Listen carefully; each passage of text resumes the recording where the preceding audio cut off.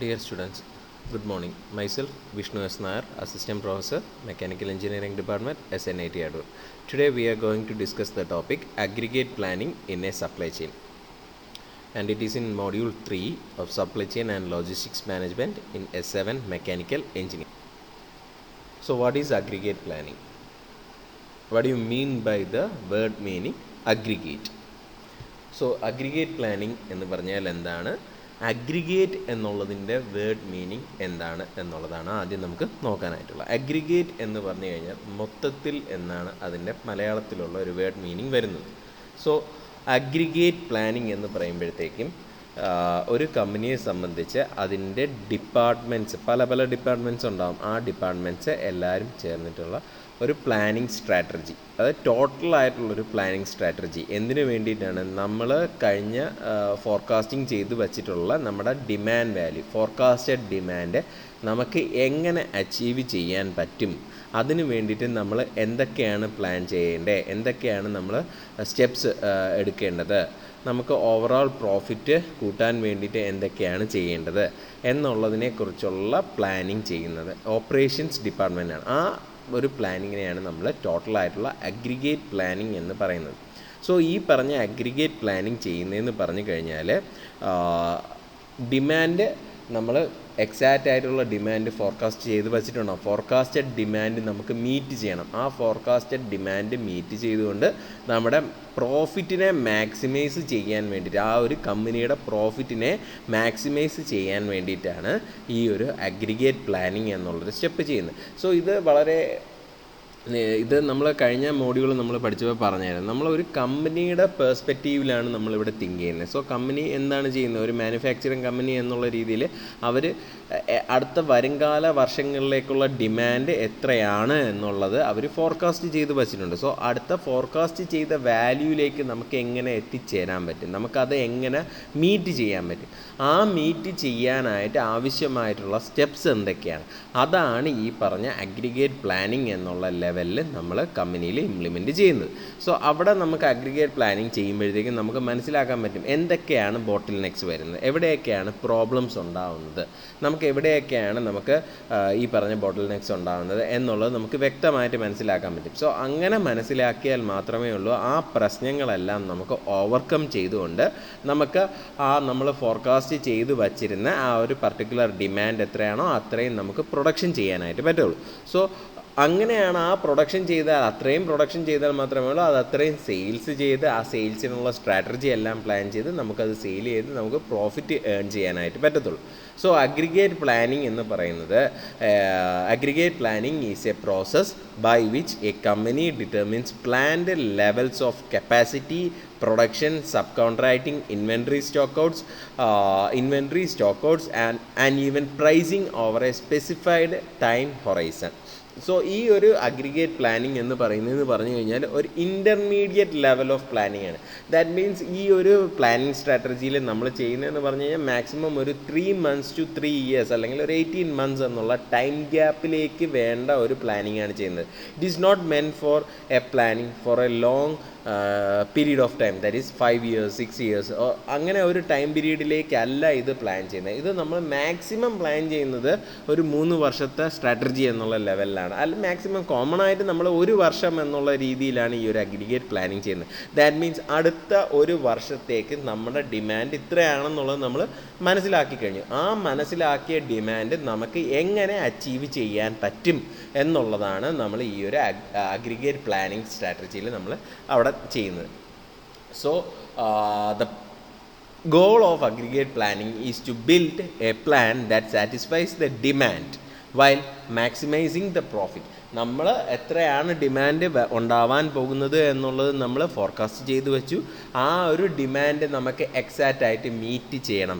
അതിന് വേണ്ടിയിട്ടുള്ള സ്റ്റെപ്സ് എന്തൊക്കെയാണ് എന്നുള്ളത് പ്ലാൻ ചെയ്യുന്നു.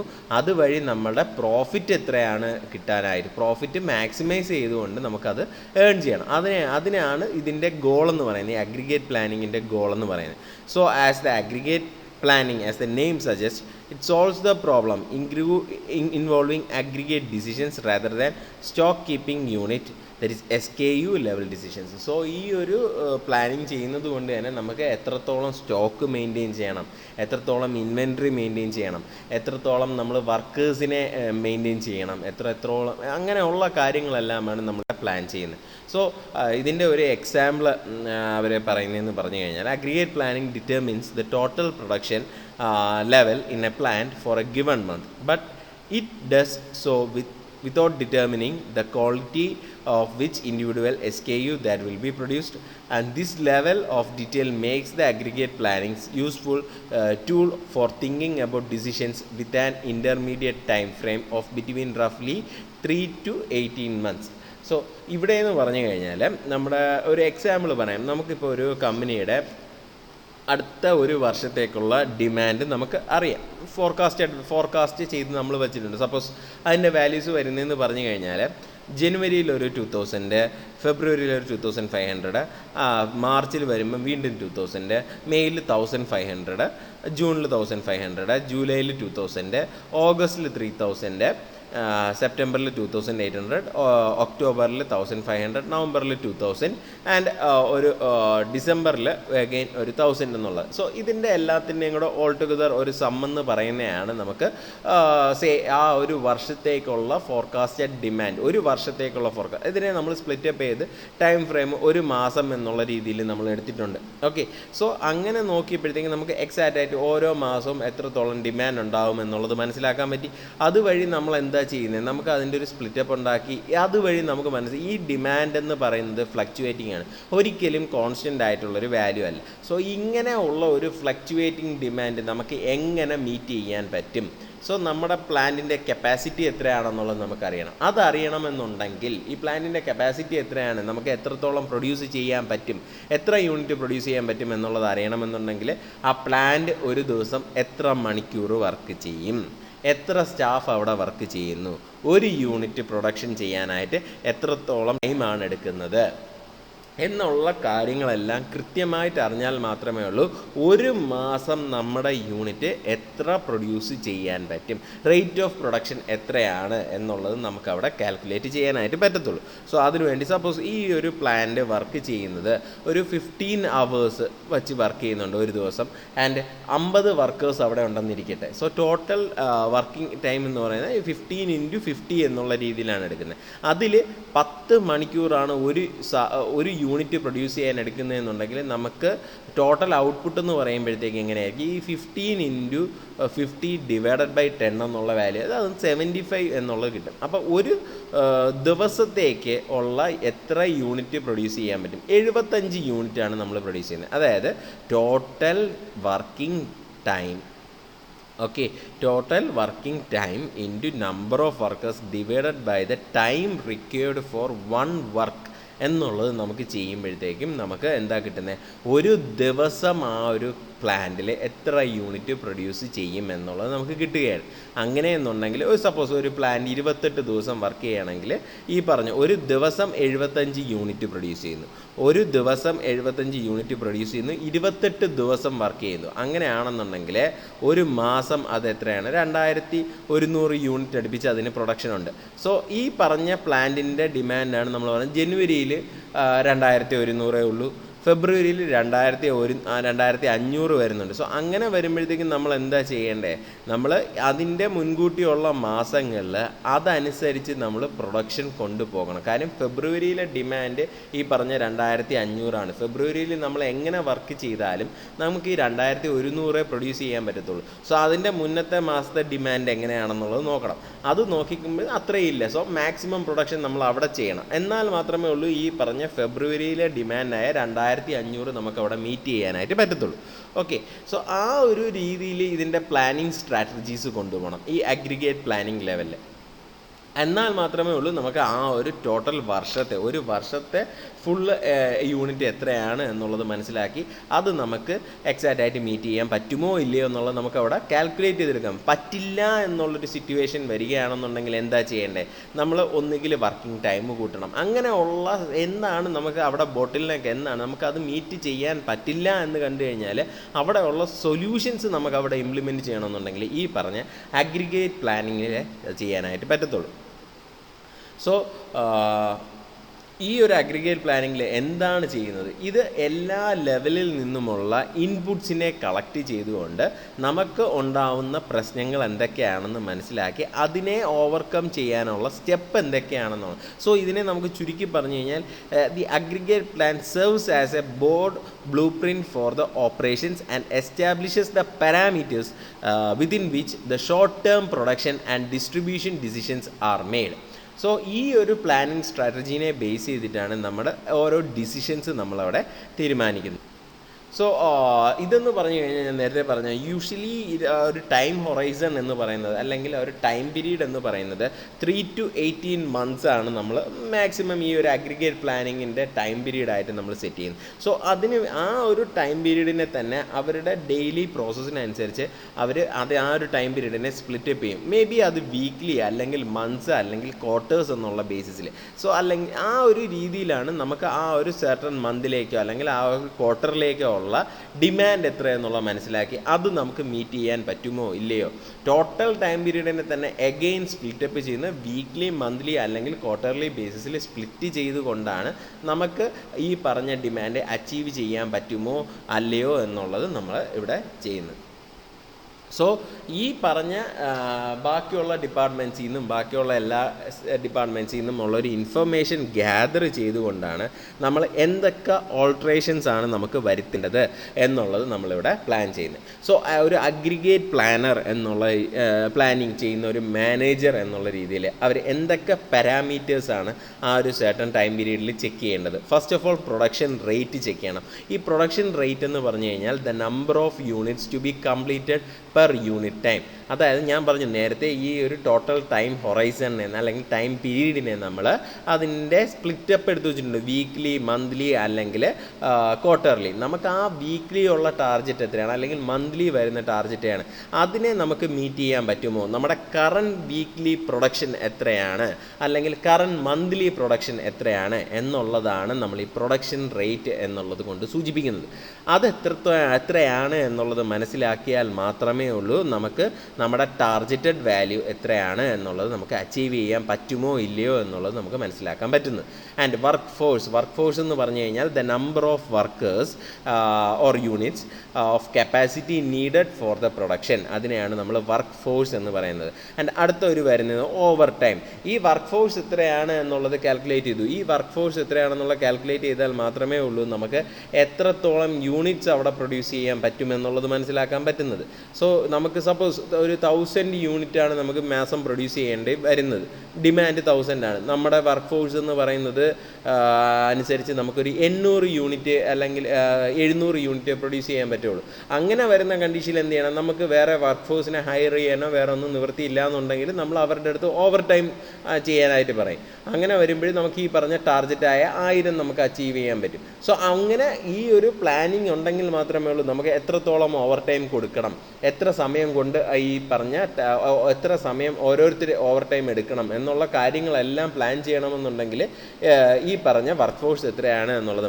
മെഷീൻ കപ്പാസിറ്റി ലെവൽ, നമ്മുടെ കയ്യിലുള്ള മെഷീൻസ് യൂസ് ചെയ്ത് നമുക്ക് മന്ത്ലി എത്ര പ്രൊഡ്യൂസ് ചെയ്യാൻ പറ്റും, നമുക്കത് കൂടുതൽ ഹെൽപ്ഫുൾ ആയിട്ടുള്ള മെഷീൻസ് നമ്മൾ ഇനി ഫിക്സ് ചെയ്യണോ, അങ്ങനെയുള്ള കാര്യങ്ങളെല്ലാം ഈ പറഞ്ഞ ഒരു പ്ലാനിങ് ലെവൽ, ഈ ഒരു അഗ്രിഗേറ്റ് പ്ലാനിങ് ലെവലിലാണ് നമ്മൾ ചെയ്യുന്നത്. ഇനി സബ് കോൺട്രാക്റ്റിംഗ്, നമ്മുടെ ഈ ഒരു കാര്യം നമുക്ക് ടോട്ടലായിട്ടുള്ള എത്ര യൂണിറ്റ് പ്രൊഡ്യൂസ് ചെയ്യണം എന്നുള്ളത് മനസ്സിലാക്കി. സപ്പോസ് അത് നമുക്ക് മാനുഫാക്ചർ ചെയ്യുന്നതിലും ലാഭം നമുക്ക് മറ്റൊരു കമ്പനിയിൽ നിന്നും വാങ്ങി അത് അസംബിൾ ചെയ്യുന്നതാണ് എന്നുള്ളത് കണ്ടു കഴിഞ്ഞാൽ, എന്നാൽ മാത്രമേ ഉള്ളൂ മറ്റൊരു കമ്പനിയിൽ നിന്ന് വാങ്ങി കുറേ നമ്മൾ ഔട്ട്സോഴ്സ് ചെയ്ത് വാങ്ങി അതിനെ അസംബിൾ ചെയ്തെടുക്കുന്നു എന്നുള്ളതാണെങ്കിൽ നമുക്ക് പെട്ടെന്ന് ഈ പറഞ്ഞ ഇത് മീറ്റ് ചെയ്യാൻ പറ്റും. അല്ലെങ്കിൽ നമുക്ക് അവരുടെയും കൂടെ നമ്മുടെ ഒരു സിസ്റ്റർ കൺസേണിൻ്റെയും കൂടെ ഒരു ഹെൽപ്പ് ഉണ്ടെങ്കിൽ മാത്രമേ ഉള്ളൂ നമുക്ക് ഈ ഒരു ടാർഗറ്റ് മീറ്റ് ചെയ്യാൻ പറ്റുള്ളൂ. സോ അങ്ങനെയുള്ള കണ്ടീഷൻ വരികയാണെന്നുണ്ടെങ്കിൽ അവിടെ സബ് കോൺട്രാക്റ്റിംഗ് കൊടുക്കേണ്ടതുണ്ട്. സോ ബാക്ക്ലോഗ് എന്ന് പറഞ്ഞു കഴിഞ്ഞാൽ കഴിഞ്ഞ ഇപ്പോൾ സപ്പോസ് ജനുവരി മാസം 2000 ഡെലിവറി ചെയ്യാനുണ്ടായിരുന്നു. ജനുവരി മാസത്തിൽ 2000 കൊടുക്കാൻ പറ്റിയില്ല, 1500 കൊടുക്കാൻ പറ്റുള്ളൂ. അപ്പം അടുത്ത 500 കൂടെ ചേർത്ത് വേണം ഈ പറഞ്ഞ ഈ ബാക്ക്ലോഗ് നിൽക്കുന്ന 500 കൂടെ ചേർത്ത് വേണം ഫെബ്രുവരിയിൽ കൊടുക്കാനെന്നുണ്ടെങ്കിൽ എത്രയാണ് ബാക്ക്ലോഗ് ഉള്ള ഇതുവരെയുള്ള ബാക്ക്ലോഗ് എത്രയാണ് എന്നുള്ളത് നമ്മൾ കാൽക്കുലേറ്റ് ചെയ്യണം. ഏറ്റവും last inventory in hand. Inventory എന്നുള്ളത് ഞാൻ നേരത്തെ പഠിച്ചപ്പോൾ തന്നെ പറഞ്ഞാൽ അതൊരു ഡെഡ് മണിയാണ്. നമുക്ക് പ്രോപ്പറായിട്ടുള്ള ഒരു ഇൻവെൻട്രി നമ്മൾ മെയിൻറ്റെയിൻ ചെയ്തുകൊണ്ട് വേണം ഈ പറഞ്ഞ കാര്യങ്ങൾ. ഇത്രയും സ്റ്റോക്ക് ഉണ്ട്, ഇത്രയും യൂണിറ്റ് പ്രൊഡ്യൂസ് ചെയ്യണമെന്നുണ്ടെങ്കിൽ സഫീഷ്യൻ്റ് ആയിട്ടുള്ള റോ മെറ്റീരിയൽസ് ഇൻവെൻട്രിയിൽ മാനേജ് ചെയ്തുകൊണ്ട് പോകണം. ഇൻവെൻട്രി എന്ന് പറയുമ്പോൾ റോ മെറ്റീരിയൽസ് മാത്രമല്ല വരുന്നത്, ഈ പറഞ്ഞ മെഷീൻസിൻ്റെ പാർട്സ് എന്തെങ്കിലും ഡാമേജ് വല്ലതും ഉണ്ടായാൽ അത് റീപ്ലേസ് ചെയ്യണമെങ്കിൽ നമ്മൾ അതിൻ്റെയും സ്റ്റോക്ക് ഫ്രീക്വൻ്റ് ആയിട്ട് ഏതെങ്കിലും മെഷീൻസിന് ഡാമേജ് ഉണ്ടാകുന്നുണ്ട്, ആ പാർട്സ് നമ്മൾ ബെൽറ്റ് വെയർ ഔട്ട് അങ്ങനെയുള്ള കണ്ടീഷൻസിൽ ബെൽറ്റൊക്കെ നമ്മൾ സഫീഷ്യൻ്റ് ആയിട്ട് സ്റ്റോക്ക് ചെയ്ത് വയ്ക്കേണ്ടതാണ്. സോ ഇങ്ങനെയുള്ള കാര്യങ്ങളെല്ലാം കൂടെ പ്ലാൻ ചെയ്ത് വേണം നമ്മൾ. ഇത്രയും ഫാക്ടേഴ്സ് ഈ പറഞ്ഞ അഗ്രിഗേറ്റ് പ്ലാനിങ് എന്നുള്ളതിൻ്റെ അകത്ത് വരുന്നുണ്ട്. സോ ഇതിൻ്റെ ഒബ്ജക്റ്റീവ് എന്ന് പറഞ്ഞു കഴിഞ്ഞാൽ ഡിമാൻഡ് സാറ്റിസ്ഫൈ ചെയ്യണം and after all maximise the profit of the company. അതാണ് നമ്മുടെ ഈ അഗ്രിഗേറ്റ് പ്ലാനിങ്ങിൻ്റെ ഓവറോൾ ഗോൾ അല്ലെങ്കിൽ നമ്മുടെ ഒബ്ജക്റ്റീവ് എന്നുള്ളത് പറയുന്നത്. Okay, so given the demand forecast for each period in the planning horizon, determine the production level, inventory level, capacity level and any backlogs for each period that maximize the firm's profit over the planning horizon. So നമ്മൾ എന്താണ് നമ്മുടെ planning level എത്രത്തോളം ഉണ്ടെന്നുള്ളത് മനസ്സിലാക്കണം.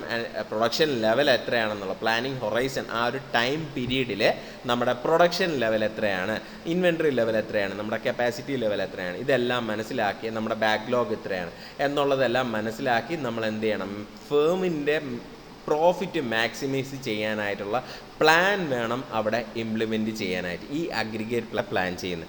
So ഇതിൻ്റെ ഒരു example അവർ പറയുന്നതെന്ന് പറഞ്ഞു കഴിഞ്ഞാൽ aggregate planning determines the total production level in a plant for a given month, but it does so without determining the quality of which individual SKU that will be produced, and this level of detail makes the aggregate planning useful tool for thinking about decisions with an intermediate time frame of between roughly 3 to 18 months.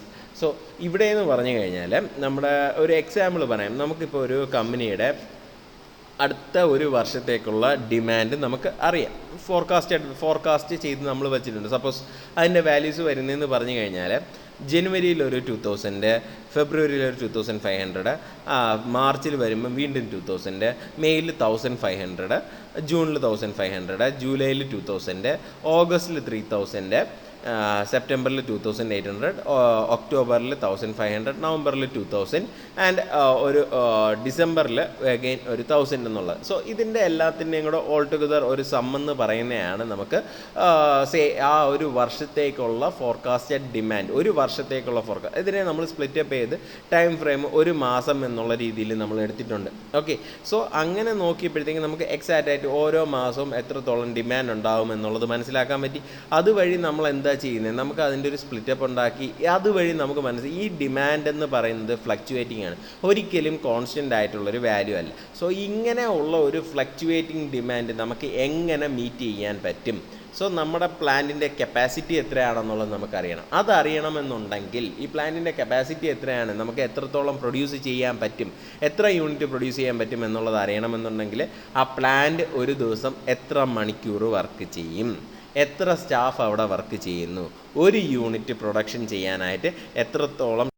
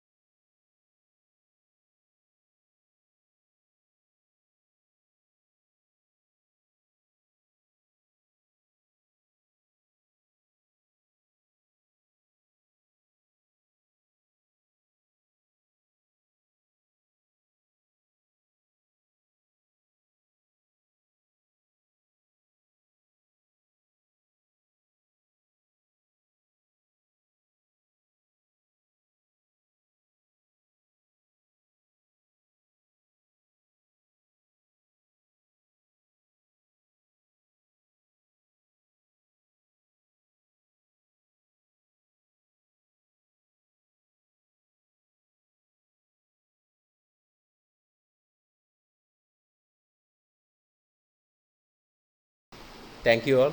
See you in my next class.